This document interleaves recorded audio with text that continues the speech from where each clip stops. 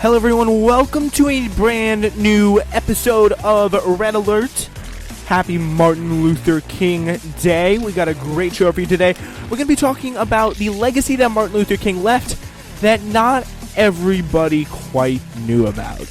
And it's really important that especially this year, and especially here on this show, that we, I think, take the time to really examine that legacy, what it means, and some of the stuff that you didn't know probably about the life of Mr. Martin Luther King Jr. We'll also be talking about some other stuff too that is worth noting, but this also, important to note, will be our second to last episode here on the second season finale next week. It'll be can't wait for you to see what we got coming down the pike next week. It's going to be a lot of fun. Thank you so much for joining us. My name is Spencer Walsh. Let's get right into it. I really did want to start today with this Charlotte Observer piece from the Charlotte Observer editorial board saying, quote, "Let's remember the MLK who wasn't liked. Martin Luther King Jr. was not a well-liked man." And that's very, very true. He was fighting for something that at the time was incredibly unpopular for large swaths of the country, and it threatened their very way of life. He was one of the most polarizing figures in the United States during the final few years of his life. He was not the cuddly creature we reinvent every King Day to lie to ourselves and our kids about how he wanted us to get along. That is just not true. His approval rating began to only rise after he was no longer here to demand America live up to its ideals and actually do the things that it did. Even after the civil rights era, even when the post-1965, the Civil Rights Act was passed, MLK was shot in 1968, and it was a very, very critical year. A lot of stuff did change, but there was still so much work that you probably don't know about, that he really did, that impacted a lot, and was one of the most important, really one of the most important possible messages that I think is really transparent and comes through time and time again throughout history. So, yeah, this is a little bit of a compiled audio of some of his message through videos, through audio of him speaking, and yeah, this should probably just give you a sense of what he was all about here.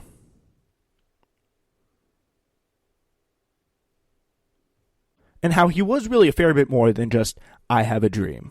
I have a dream that one day this nation will rise up and live out the true meaning of its creed. We hold these truths to be self-evident, that all men are created equal.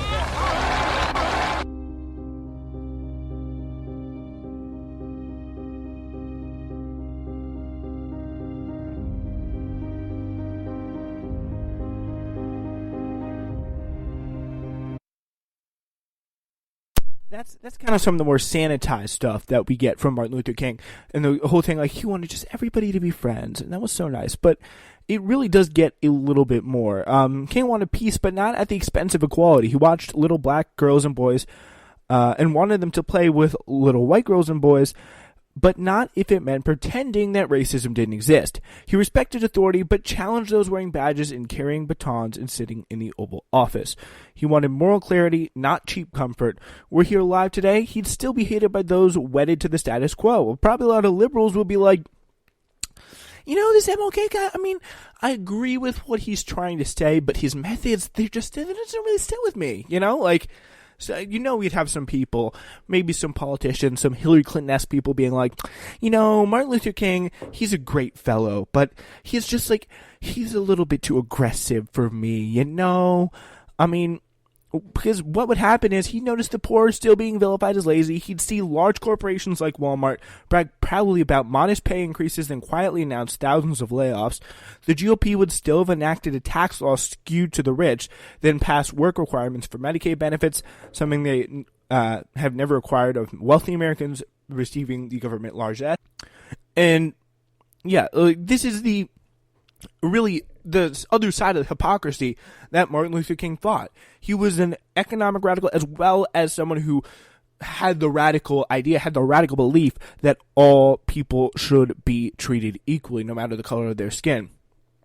He'd know the government pays private collectors triple what they retrieve in back taxes from the low income, while the high income tax cheats skate. He often critiqued capitalism, saying, quote, "Again, we've deluded ourselves into believing that the myth that capitalism grew and prospered out of the Protestant ethic of hard work and sacrifice. The fact is that capitalism was built off the exploitation and suffering of black slaves and continues to thrive on the exploitation of the poor, both black and white, both here and abroad." And that is a very, very familiar message to some of the things that we see today. Like, this is some of the most common opinion. Like, this is some of the most common rhetoric that we see coming out of the progressive left. We see people like Bernie Sanders. I've said this before. Like, this is the great myth that we have seen time and time again, that this capitalism is a noble, virtuous thing with noble, virtuous roots, especially here in America, when our founding fathers, they wrote God and capitalism into the Constitution. No, capitalism really prospered out of, it was found its most success leeching off of the labor of the unpaid for labor of black slaves.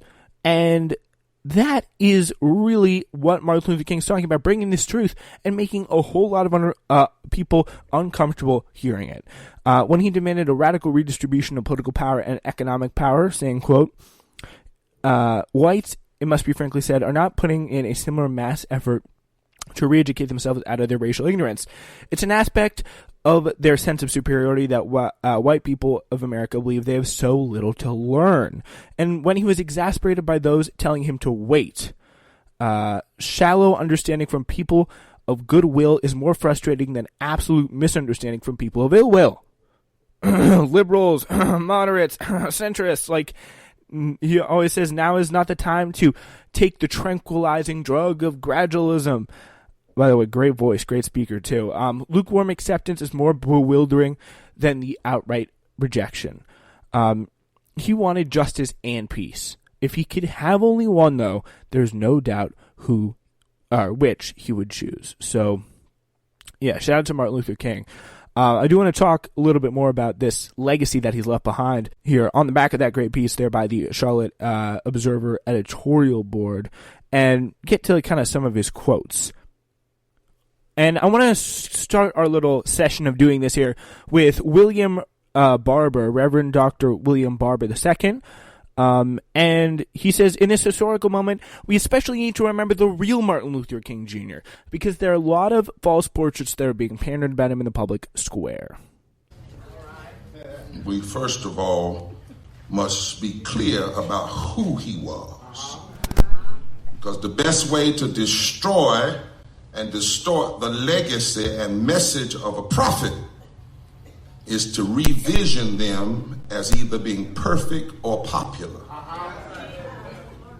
Truth is, you really don't honor prophets with celebrations. Prophets trouble us all. You honor prophets by going to the place where they died, reaching down in the blood and picking up whatever they were working on and carrying it the next mile of the way. In this historical moment, we especially need to remember the real Martin Luther King, because there are a lot of false portraits that are being pandered in the public square. The real Martin King, who found himself having to take on a society he loved so much he had to criticize it. The society he properly diagnosed as having a neurotic sickness and a septic commitment to racism, poverty, and militarism that was destroying its soul and ripping apart its moral promises and possibilities. Martin had to know who he was, because he was living in a country like we are still that has great tendencies towards schizophrenia. I declare I love this country, but America will say one thing and doing nothing. And you can't help somebody or some nation that has tendencies towards schizophrenia if you aren't clear about who you are.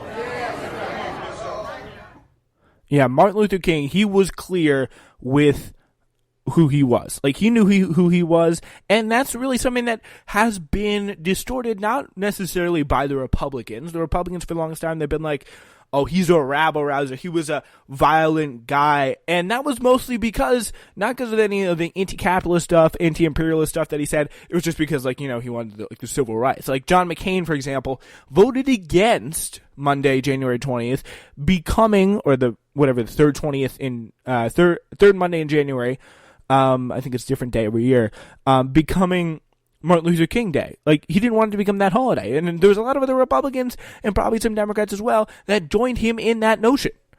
And that really shows you that they are, of course, to blame for the distortion of this legacy, but it's by our culture, by and large, is responsible for this twisting of the legacy, of sanitizing Martin Luther King as being a guy who's more for kumbaya. Why can't we all just get along? No, he saw these real problems, and he pointed those problems out. As Martin Luther King told the Southern Christian Leadership Conference Board on March 30th, 1967, the evils of capitalism are as real as the evils of militarism and the evils of racism. So, that's not something you're going to hear talked about on MSNBC or CNN. Just a few days later, on April 4th, 1967, exactly 1 year before King was assassinated, he delivered his infamous speech at Riverside Church in New York City condemning the Vietnam War. He called for an end to the nightmarish conflict, as well as for the nation to go, quote, undergo, quote, a radical revolution of values. A true revolution of values will lay on the world order and say of war, will lay hand on the world order and say of war, this way of settling differences is not just. This business of burning human beings with napalm, of filling our nation's homes with orphans and widows, of injecting poisonous drugs of hate into the veins of people normally humane, of sending men home from dark and bloody battlefields physically handicapped and psychologically deranged, cannot be reconciled with wisdom, justice, and love. Journalist Glenn Greenwald pointed to that extraordinary speech and how completely King's vehement anti-war advocacy is ignored when commemorating his life, just as his economic views are, in a 2013 column for The Guardian he shared on Twitter this past Monday, or just today. In his column, Greenwald wrote, "What I always found most impressive, most powerful about King's April 4th speech is the connection he repeatedly made between American balance in the world and its national character.